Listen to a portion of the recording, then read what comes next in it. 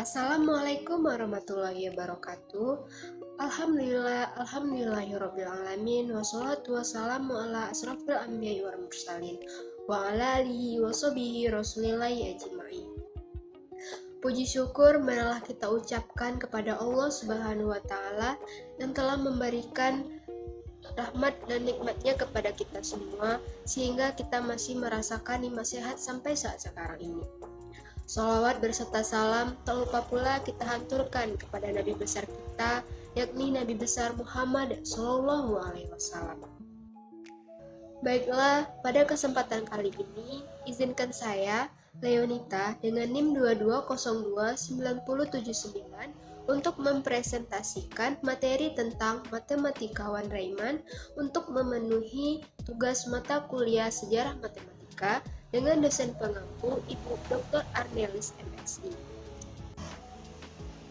Di sini saya akan membahas 4 subtopik.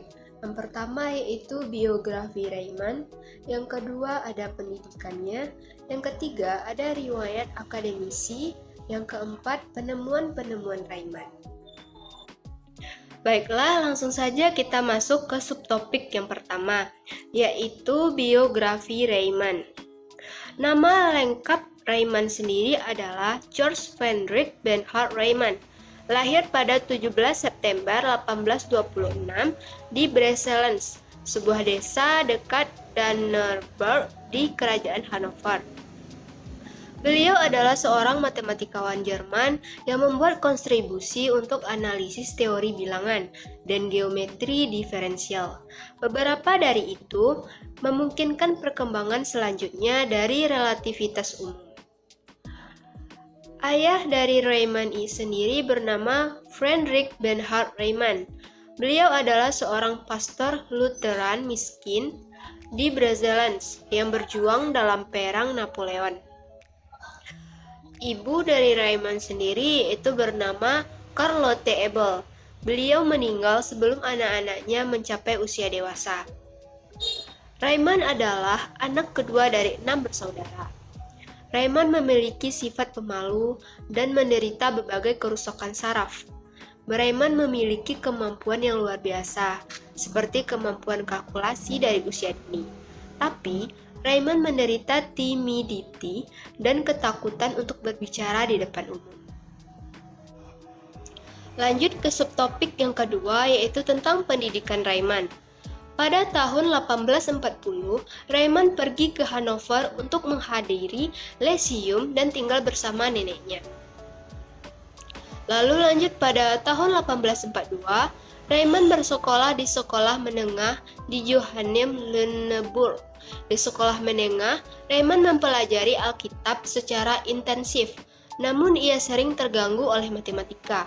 Gurunya kagum dengan kemampuan mahir untuk melakukan operasi matematika yang rumit, di mana ia sering melampaui pengetahuan instrukturnya. Lalu pada tahun 1846, tepat saat Rayman berusia 19 tahun, ia mulai belajar filologi dan teologi. Rayman belajar filologi dan teologi ini tak lain ingin menjadi seorang pendeta dan membantu keuangan keluarganya. 1846, Rayman dikirim oleh ayahnya ke universitas terkenal di Göttingen. Ia berencana untuk belajar menuju gelar dalam teologi. Namun, sekali di sana ia mulai belajar matematika di bawah Carl Friedrich Gauss, khusus ceramah pada metode kuadrat terkecil. Gauss merekomendasikan bahwa Rayman menyerah bekerja teologis dan memasuki bidang matematika setelah mendapat persetujuan dari orang tuanya. Lalu pada tahun 1847, Rayman dipindahkan ke Universitas Berlin. Rayman dipindahkan ke sana selama waktu belajar. Jacobi, Dirichlet, Lejeune, Steiner, dan Stein adalah mengajar. Dia tinggal di Berlin selama 2 tahun dan kembali ke Göttingen pada 1849. Lalu kita masuk ke poin atau subtema yang ketiga, yaitu riwayat akademisi Rayman. Pertama yaitu pada tahun 1854, Riemann menyelenggarakan ceramah pertamanya, mendirikan bidang geometri Riemann dan mengatur panggung untuk teori umum relativitas Einstein. Kedua, pada 1857 adanya upaya untuk mempromosikan Riemann status dosen luar biasa di Universitas Göttingen. Meskipun upaya ini gagal, hal itu mengakibatkan Riemann akhirnya yang diberi gaji biasa. Lalu poin yang ketiga yaitu pada 1859, setelah kematian Lejeune Dirichlet, ia dipromosikan menjadi kepala departemen matematika di Göttingen. Dia juga yang pertama untuk menyarankan menggunakan dimensi yang lebih tinggi dari sekedar 3 atau 4 dalam rangka untuk menggambarkan realitas fisik ide yang akhirnya dibenarkan dengan kontribusi Einstein pada awal abad ke-20. Lalu pada 1862, Riemann menikah dengan Elise Kotz dan memiliki seorang putri. Lanjut ke subtopik yang keempat yaitu tentang penemuan-penemuan Riemann. Ada 4 di sini yang akan saya bahas. Yang pertama yaitu geometri Riemann, yang kedua ada analisis nyata, yang ketiga ada analisis kompleks, dan yang keempat ada teori bilangan. Pertama kita masuk dulu ke poin yang pertama yaitu tentang geometri Riemann. Pada tahun 1853, Gauss meminta muridnya Riemann untuk menyiapkan Habilitationsschrift di atas fondasi geometri. Riemann mengembangkan teorinya tentang dimensi yang lebih tinggi dan menyampaikan ceramah di Göttingen pada tahun 1854. Gagasan Riemann ini sendiri yaitu untuk memperkenalkan kumpulan angka di setiap titik dalam ruangan atau dalam ruang, misal tensor, yang akan menggambarkan seberapa banyak itu bengkok atau melengkung. Lanjut ke poin yang kedua yaitu tentang analisis nyata. Yang pertama yaitu Riemann menemukan Riemann integral dalam habilitasi. Ia menunjukkan bahwa setiap fungsi kontinu Pichewes adalah dapat diintegrasikan. Begitu pula integral Stiglitz kembali ke matematika Göttinger, dan mereka dinamai dengan Riemann-Stiglitz integral. Dalam karya habilitasi pada seri Fourier, di mana ia mengikuti karya gurunya Dirichlet, Riemann menunjukkan bahwa fungsi Riemann integrable dapat diwakili oleh seri Fourier.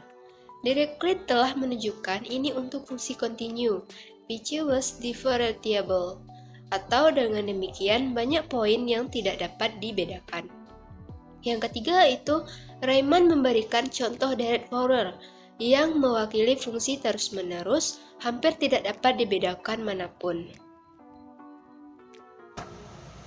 Lanjut ke poin yang ketiga yaitu tentang analisis kompleks.